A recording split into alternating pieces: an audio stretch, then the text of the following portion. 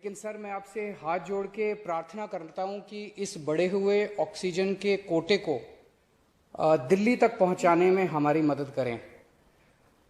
एक एस्टीमेट के हिसाब से दिल्ली को 700 टन ऑक्सीजन की जरूरत है।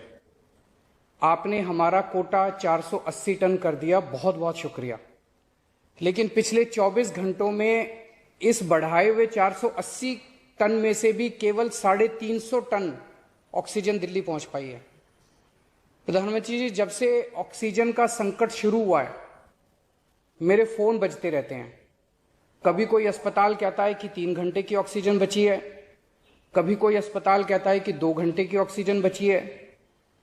हम कारण जानने की कोशिश करते हैं तो पता चलता है कि पीछे किसी राज्य ने दिल्ली के लिए ऑक्सीजन लाने वाले ट्रक को रोक रखा है। हमने मदद के लिए केंद्र सरकार में कुछ मंत्रियों को फोन किए। शुरू में उन्होंने खूब सहयोग किया सर, लेकिन अब वो भी बेचारे थक गए हैं। सर, देश के संसाधनों पे तो 130 करोड़ लोगों का अधिकार है ना। अगर दिल्ली में ऑक्सीजन की फैक्ट्री नहीं है तो क्या दिल्ली के 2 करोड़ लोगों को ऑक्सीजन नहीं मिलेगी?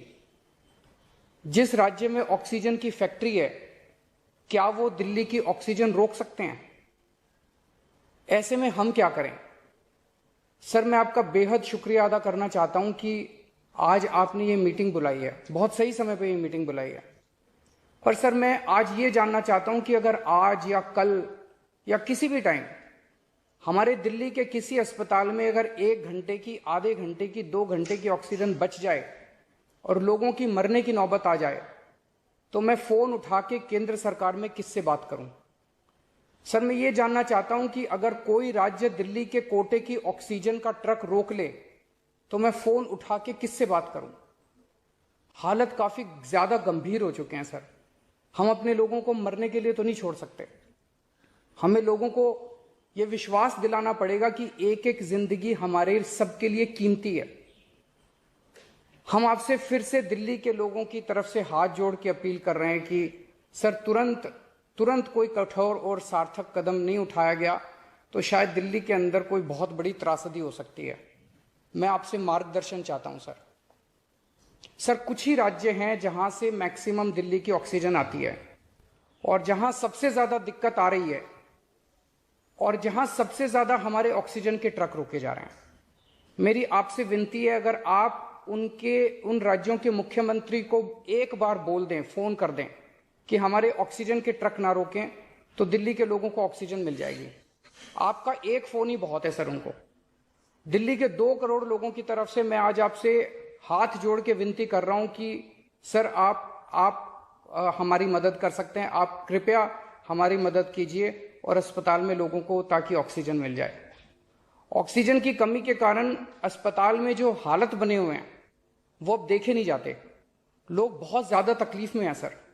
पूरी रात हम सो नहीं पाते, नींद नहीं आती। इनका मुख्यमंत्री होते हुए भी मैं कुछ नहीं कर पा रहा। डर लगता है कि ऑक्सीजन की कमी से कहीं कोई बड़ा हादसा ना हो जाए।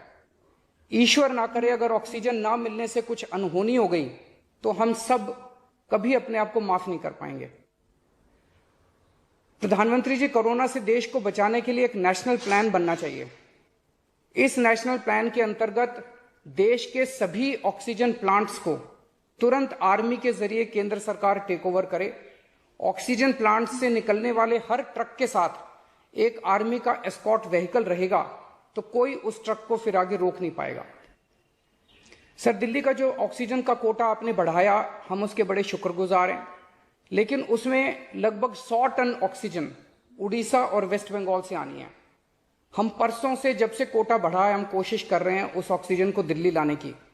मेरा आपसे निवेदन है कि यहां से ऑक्सीजन अगर हो सके तो हमें हवाई जहाज से उपलब्ध करवाई जाए, और नहीं तो जैसा अभी बताया गया, आपका आइडिया है ऑक्सीजन एक्सप्रेस शुरू करने का, वो ऑक्सीजन एक्सप्रेस शुरू करके वेस्ट बंगाल और उड़ीसा से हमें ऑक्सीजन दिलवाई जाए। आइडिया नहीं, ऑलरेडी चल रहा है। सर, दिल्ली तक नहीं पहुंच पा रही, हमारी दिल्ली तक नहीं आ रहा। उसमें अगर हमें दिल्ली के लिए भी कॉरिडोर मिल जाए तो आपकी बड़ी मेहरबानी होगी सर। आपने 2-3 जगह तो कर दिया सर, आपके इंटरवेंशन से मुझे पता चला। एक दिल्ली के लिए और करा दीजिए सर, यहाँ की हमारी 100 टन ऑक्सीजन उधर से आनी है। प्रधानमंत्री जी, हमारे देश के वैज्ञानिकों ने इतने कम समय में जो वैक्सीन बनाई है, इसके लिए हमारे वैज्ञानिक साधुवाद के पात्र हैं। आपने इसमें जो प्रयास किए, आपका बहुत बहुत शुक्रिया। अब हम सब लोगों को मिलकर कम से कम समय में अपने नागरिकों को ये वैक्सीन लगवानी चाहिए। इसमें केंद्र और राज्य सभी सरकारों को हमको मिलकर काम करना है। अभी सर, केंद्र सरकार ने आदेश जारी किए हैं कि 1 मई से राज्य सरकारें सीधे कोरोना वैक्सीन खरीद सकती हैं। इसके बाद एक वैक्सीन की कंपनी ने अपने रेट जारी किए हैं कि वो केंद्र सरकार को 150 रुपए में और राज्य सरकारों को 400 रुपए में देंगे। सर, एक ही देश में एक ही सामान के 2 रेट कैसे हो सकते हैं? 1 नेशन 1 रेट होना चाहिए। सारे देश को एक ही दाम पे वैक्सीन मिलनी चाहिए। अगर देश एक है तो वैक्सीन का दाम भी तो एक ही होना चाहिए। तो मैं आपसे निवेदन करता हूं कि केंद्र सरकार को, राज्य सरकारों को एक ही रेट पे वैक्सीन मिले।